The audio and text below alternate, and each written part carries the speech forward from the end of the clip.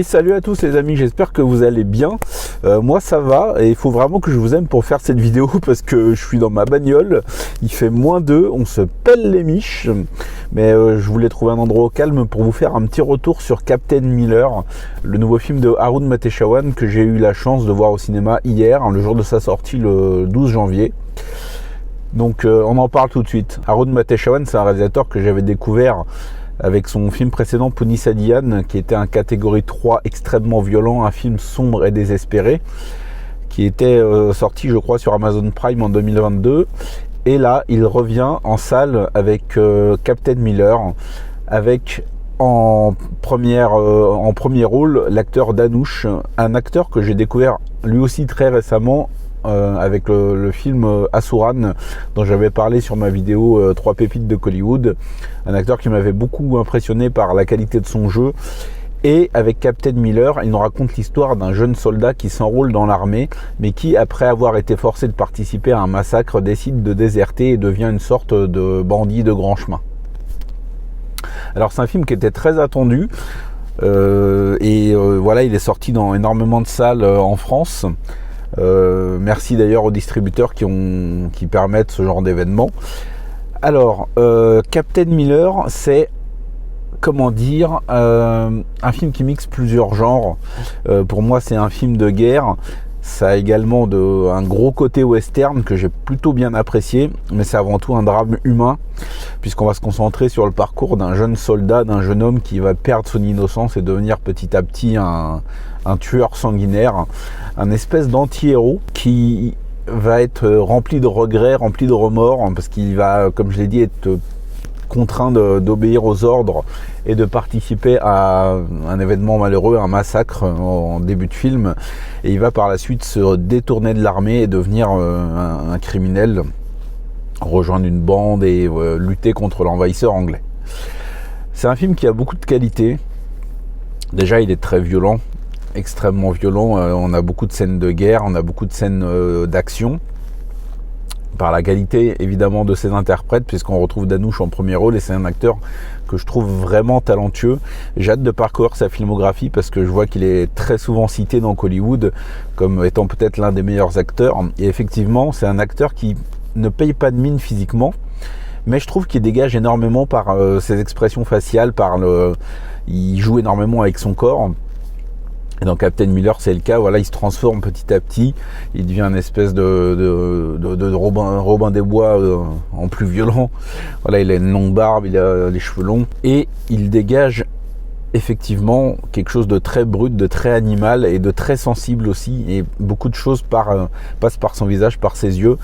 Il effectue une très bonne performance. Malgré tout, j'ai pas réussi à rentrer dans le film. Je ne sais pas trop pourquoi, mais il m'a semblé qu'il était peut-être pas très subtil. Quelques scènes étaient un peu trop faciles. Je pense notamment à ce qui se passe avec sa mère, que j'aurais aimé être mieux amené. Là, je trouvais que c'était un peu une scène forcée. Pareil pour tout ce qui va concerner le personnage de son frère qui s'appelle Sangolen. Sangolen. D'ailleurs, je lutte pour ne pas dire Sangoten. Tout l'arc autour de son frère, au début, est très intéressant, parce qu'on croit au final il croit l'avoir tué lors de sa première mission. Il va être rongé par la culpabilité, et un ressort scénaristique fait au final que le personnage du frère revient lors du final de manière très héroïque, et je trouvais que ça cassait un peu les enjeux dramatiques qui avaient été construits précédemment. Ça aussi, ça m'a pas vraiment plu. J'ai pas réussi du tout à m'investir émotionnellement dans le film. Il m'a manqué quelque chose. Peut-être des scènes mieux écrites, des événements peut-être mieux gérés. Je sais pas, il y a eu plusieurs choses qui m'ont fait tiquer, et ça m'embête parce que je voulais vraiment m'investir complètement dans le film. Je dois dire que les personnages de méchants, c'est vraiment la caricature ultime des Anglais. Il y en a un, on dirait Emmanuel Macron, mais avec un nez crochu, mais vraiment quoi. Il se retrouve à un moment donné défiguré. On pense à Double Face dans Batman, parce qu'il a la moitié de la gueule brûlée. Et j'ai pas trouvé les méchants très très intéressants, parce que c'est vraiment après ça a décrit forcément une certaine réalité d'envahisseurs anglais, très cruel et tout, qui prenait un malin plaisir à tuer, à torturer voilà, le peuple. Mais je sais pas, là où ça me gênait pas dans RRR, là ça m'a gêné dans Captain Miller. Je sais pas pourquoi, peut-être parce que j'ai pas trouvé les acteurs exceptionnels. Je parle du casting des méchants, bien sûr.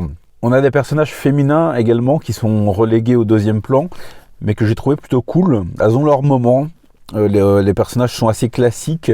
C'est des femmes, des femmes qui vivent un peu selon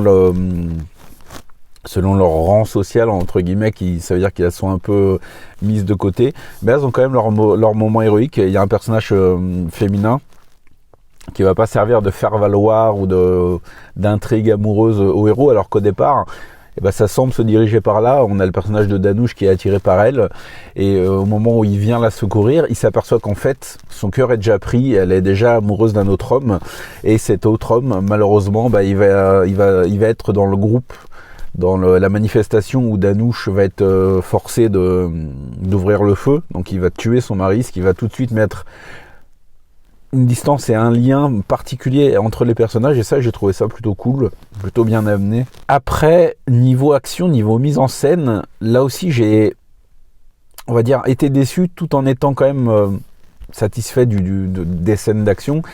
Il y a pas mal de scènes de violence, de combat, et je pense notamment à une scène de course-poursuite entre les camions des méchants et les motos conduites par le gang de Danouche. Ça donne une scène d'action plutôt cool, assez bien mise en scène. Mais au niveau des scènes d'action, alors c'est violent, oui, effectivement. Il y a beaucoup de gunfight.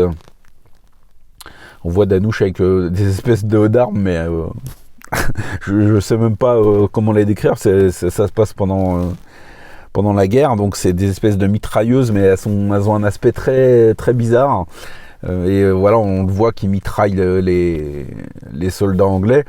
On voit bien les impacts de balles, mais c'est au niveau du montage que j'ai eu un petit souci. On a l'impression qu'à chaque fois qu'une scène se lance et pourrait vraiment avoir un gros impact visuel, il y a trop de coupures, il y a trop de cuts. Ça m'a dérangé, c'est pour ça que j'ai pas été saisi par une grande scène d'action. Et là aussi, je suis resté un peu sur ma faim, mais comme je l'ai dit, en étant quand même satisfait du degré de violence du film qui est quand même assez impressionnant. Bon, je vais me dépêcher de finir cette critique parce que c'est vraiment la galère. Au niveau de la bande son, là aussi, ma foi, j'ai trouvé que les chansons ne duraient pas assez longtemps. On a un clip dans un village qui s'amorce en fait, mais qui dure pas. Voilà, je sais pas, je suis resté sur ma faim. Il y a un sentiment d'inachevé ou de scène un peu précipitée, un peu bâclée, qui m'a déçu. Pourtant la BO est très bonne, on a des thèmes assez percutants, assez violents, mais je sais pas, il m'a vraiment manqué quelque chose dans Captain Miller. Et ce qui m'agace un peu, c'est que j'arrive pas tout à fait à le saisir. C'est un sentiment d'inachevé peut-être.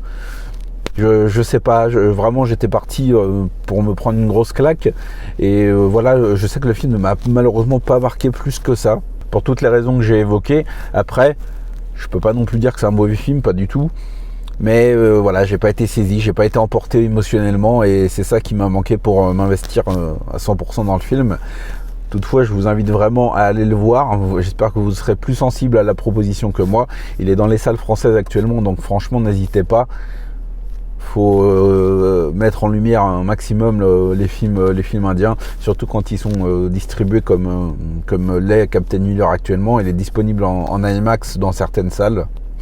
Donc voilà, n'hésitez pas. Je pense que j'ai fait le tour de la question. Voilà, je voulais m'exprimer. C'est pas une critique très construite, mais je voulais quand même donner mon ressenti. Je sais que le beau parleur du cinéma a également livré sa critique, donc je vous la mets quelque part par là. N'hésitez pas à aller soutenir sa chaîne également, à ce brave ami.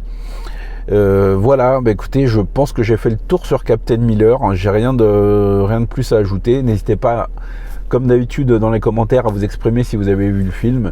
Et nous, on se retrouvera, j'espère qu'il fera quelques degrés de plus, parce que là je me pèle les couilles, mais je voulais vous faire cette critique. Donc on se revoit très prochainement pour parler de cinéma asiatique, parce que vous savez que ça déchire. Ciao.